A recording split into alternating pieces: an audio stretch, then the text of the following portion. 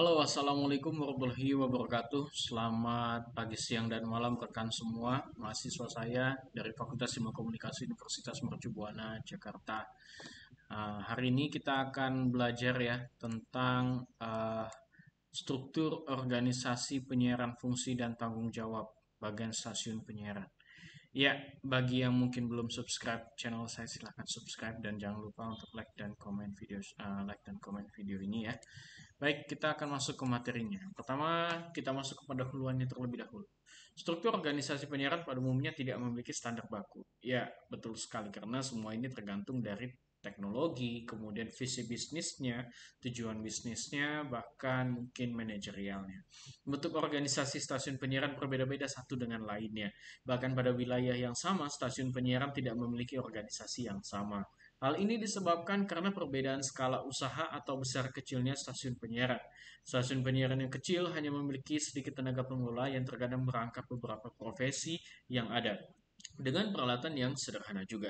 Sedangkan stasiun penyiaran besar memiliki karyawan yang jumlahnya ratusan. Beberapa peralatan studio, ruang kantor yang representatif, perpustakaan, ruang redaksi yang lengkap, dan gedung besar serta lahan luas untuk menempatkan pemancar. Ya, hal ini memang tergantung dari bisnis media penyiaran tersebut. Kalau memang media penyiarannya memang hanya untuk skala kecil, mungkin skala komunitas, maka biasanya tidak akan sebanding atau sebanyak jumlah pegawai yang di televisi sifatnya komersial.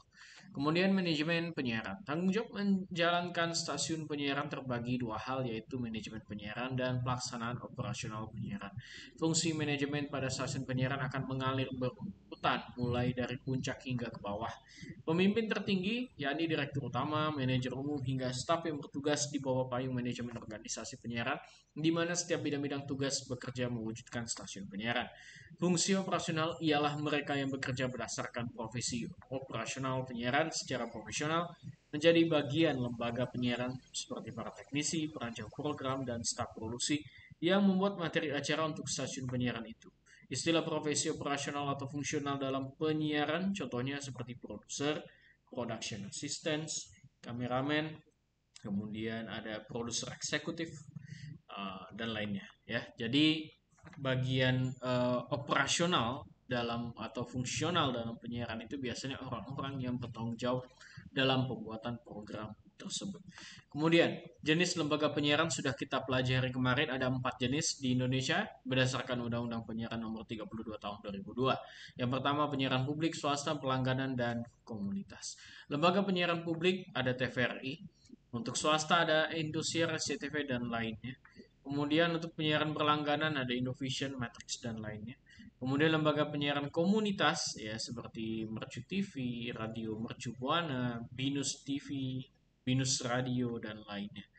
Kemudian Direktorat Programming. Ya, ini salah satu kita sudah masuk kembali lagi pada struktur bagian organisasi dari manajemen media penyiaran. Direktorat Programming ini mengatur tentang scheduling, akuisisi, promosi, produksi, riset and development (R&D). Ya. Baik, untuk scheduling sendiri dia adalah orang pihak yang mengatur tentang penjadwalan detik berapa, jam berapa, hari apa program tersebut tayang, iklan tersebut tayang, dan promosi program tersebut tayang.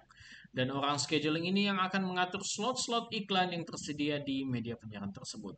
Jadi bayangkan ketika dalam satu hari atau dalam 24 jam, jumlah total program yang akan tayang itu mungkin hanya sekitar 12 jam. Maka 12 jam lainnya bisa jadi berupa iklan gitu ya, berupa iklan, atau mungkin dia tayangnya 14 jam, maka sekitar 10 jam lainnya adalah iklan promosi. Akuisisi ini adalah departemen khusus yang akan bertanggung jawab untuk membeli beberapa program yang sudah ada. Contohnya di stasiun media penyiaran A membeli sinetron yang diproduksi oleh production house uh, Bravo. Ya, jadi TVA berusaha untuk membeli sinetron yang diproduksi oleh Bravo sejumlah sekian episode atau 5 episode ditayangkan, dirunningkan, kemudian kalau laku maka akan dijalan secara terus-menerus. Itu adalah bagian akuisisi.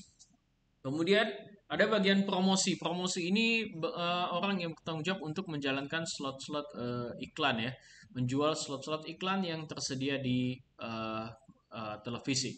Jadi iklan itu di televisi satu slot umumnya terdiri dari 15 detik, ada yang 15 detik, ada yang 10 detik, ada yang 30 detik, ada yang 1 menit, ada yang 90 detik, ada yang 2 menit. Bahkan ada juga yang namanya editorial, ada juga yang namanya program apa tuh yang full ya, yang biasanya menawarkan semacam program-program eh, obat-obatan gitu, bukan obat-obatan juga, tapi program kesehatan ya. Kalau biasanya sih disebut blocking ya, blocking program. Jadi program durasi program kita selama 30 menit atau mungkin 60 menit itu dibeli oleh program tersebut untuk menayangkan produk-produk ataupun ulasan programnya, ataupun program ulasan produknya. Hal ini wajar saja terjadi dan itu diperbolehkan oleh undang-undang. Namun biasanya banyak masyarakat atau penontonnya yang tidak suka dengan program blocking tersebut karena begitu terlalu memaksa dan biasanya kualitasnya tidak terlalu bagus. Ya, Anda bisa merasakan sendiri kalau misalnya Anda menonton atau menyaksikan program, kemudian ketika Anda menyaksikan program tersebut, Anda harus menonton blockingan program yang mungkin tidak ingin Anda jumpai. Jadi misalnya Anda seorang anak muda fit sehat, kemudian harus menonton tayangan televisi yang menawarkan obat-obat mungkin terapi-terapi tradisional tentang asam urat dan penyakit lainnya. Ya mungkin itu tidak cocok bagi Anda. Oke, itulah mungkin suka dukanya bagian orang promosi ya. Kemudian bagian produksi, produksi itu yang bikin talk show-nya, yang bikin program magazine show-nya, kuisnya dan lainnya ya. Nah, kemudian Research and Development, R&D. Research and Development ini orang yang bertugas untuk menilai dan mencari tahu program apa yang disukai atau diminati oleh masyarakat. Dan dengan olahan data tersebut diberikan kepada bagian produksi untuk membuat program yang serupa atau yang diminati oleh masyarakat ataupun penontonnya. Ya, jadi bagian riset and development ini biasanya juga sudah bekerja sama dengan beberapa lembaga riset. Kalau di televisi ataupun media penyiaran radio itu ada yang namanya AC Nielsen. AC Nielsen memberikan data berupa statistik, data statistik berupa di mana penonton paling banyak menyaksikan program pada waktu tertentu atau yang biasa kita sebut sebagai rating and share. Stasiun TV berformat khusus akan memiliki struktur yang berbeda-beda, apalagi dibandingkan dengan televisi bersiaran umum seperti TV yang format news, sport, musik, cuaca tentu akan berbeda dengan televisi yang sifatnya umum atau memfokuskan pada hiburan. Kemudian skala usaha pemilik media televisi mempengaruhi struktur organisasi stasiun televisi.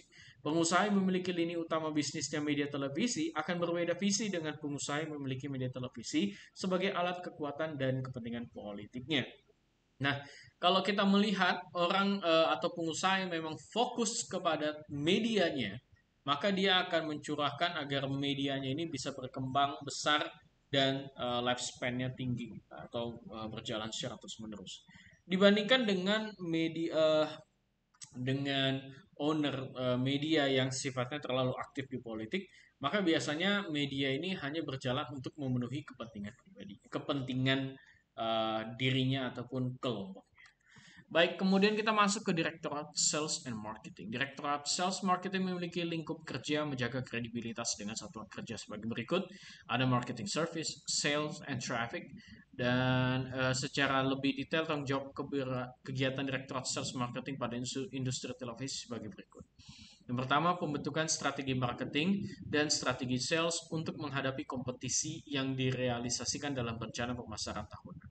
Kemudian melakukan riset pasar untuk mengetahui fakta-fakta, lalu menganalisis dan realitas kondisi pasar yang sebenarnya.